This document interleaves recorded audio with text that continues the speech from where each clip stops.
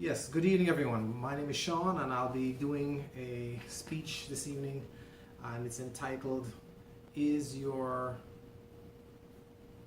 Mobile Device Killing Us? So, first of all, let me introduce everyone here. There's Tanya over there and there's Justin, the cameraman, right there. All right, and so let's start. Research has shown that a drunk driver has a better response time than somebody that's under the influence of operating a mobile device. Is that like is that called death by cell phone? Today my speech will be, is our mobile devices killing us? And by at the end of this speech we'll find that out. Okay, so operating a mobile device and doing any form of navigation can prove deadly. It's very dangerous.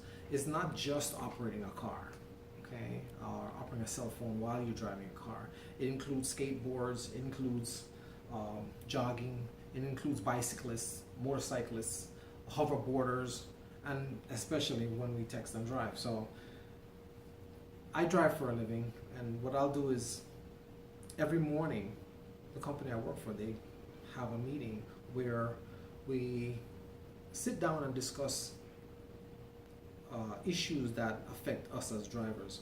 And one of the number one thing, or I should say the number one thing that's on that we deal with is people who text and drive, people that are jogging and texting, or jogging and listening to music. So hopefully my research will inspire you to go out and influence or impact your communities to vote differently, or maybe spend your money differently. Speak to your congressperson and get the word out there to not operate your devices while navigating. Okay, so there's a website dedicated to cyclists, and I don't know if you've ever heard of it. It's called icebikers.org, and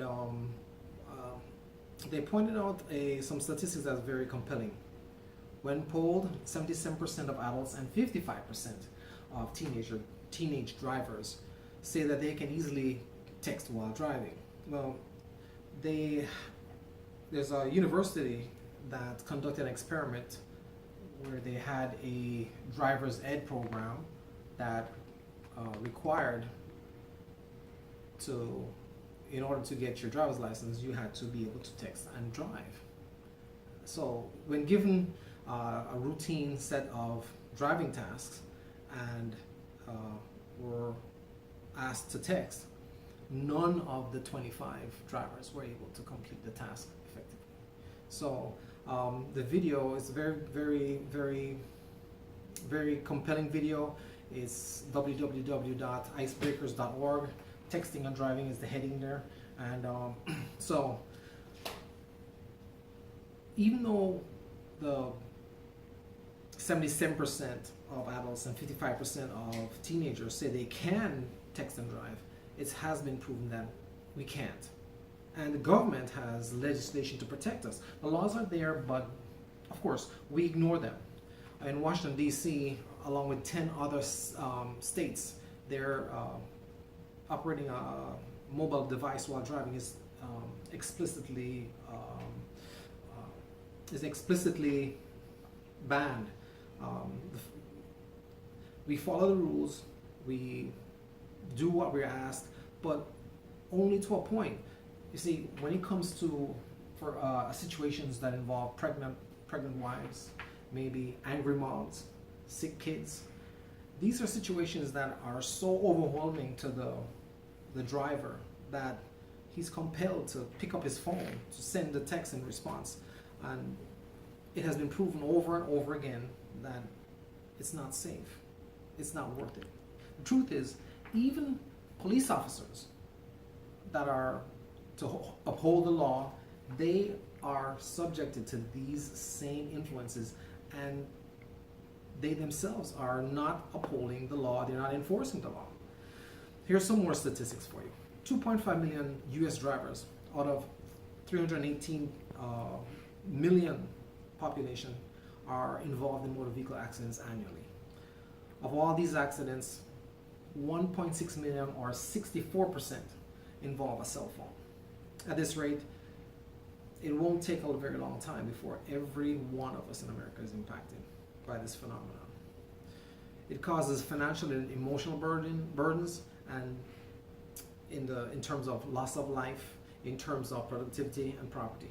Here's some more statistics. Highway crashes cost $871 billion a year. That's $277 billion with a B in physical damage, and another $594 billion in societal harm. That's things like traffic congestion, loss of productivity, and so forth. So let's examine our solutions. I'll start this with a famous Dudley Moore quotation. The best car safety device is a rear view mirror with a cop in it. To credit some ISPs, the device manufacturers, new native safety features in cars and mobile devices provides tools that can reverse some of these statistics. One example is AT&T's Drive Mode app, and that prevents the driver from being distracted by disabling his device when he starts to drive.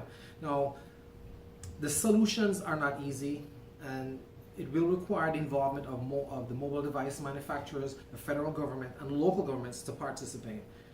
Congress should mandate all devices in the U.S. And of course, this can be done because it is being done by private entities to modify the use state and shut down the video and text options used on these devices once they've determined that you're the driver of the motor vehicle. We need the support of law enforcement to enforce it, and of course, police should get on board enforcing these laws that are already on the books. Okay, so today, can you imagine cars without seatbelts? Well, it's the same thing. Distracted drivers, if we did not have the distractions that are there, well, all these loss of life, loss of productivity would all be gone. We would be more thinking about our kids and what they're doing as opposed to will they be coming home. Jay Leno, is a talk show host, said the reason there are 2 senators for each state is so that one can be a designated driver. And today we've seen how important having a designated driver is. There's a new word in the English language, and that's intoxicated, distracted by the act of texting to such a degree that you're intoxicated. And if you're still asking yourself, are our cell phones killing us, then we really need to examine this some more. Hopefully our research so far has inspired us to go out and influence and impact our communities, how we vote, where we spend our money. Speak to your congressperson, get the word out there. Solving these issues require the involvement of the mobile device manufacturers, federal and local governments, and most importantly, for you to participate. Now, the average citizen may not think that they can make a difference, but there's a blog in the Huffington Post entitled An Average Citizen's Guide to Making a Difference in Today's Political Environment. And the thing that caught my eye was that there's a list. It says writing letters to the editors of magazines, local newspapers, local city council, and our congresspersons. All right, even the mayor's office and support organizations that get things done. These are the ways that we can get the word out there and make a difference. I'll leave you with a bumper sticker that I thought summed it up effectively. It takes 8,460 bolts to assemble an automobile, but it only takes one nut to scatter them all over the road. I don't know who wrote that, but it's very apt for our speech today. Thank you so much and have a good night.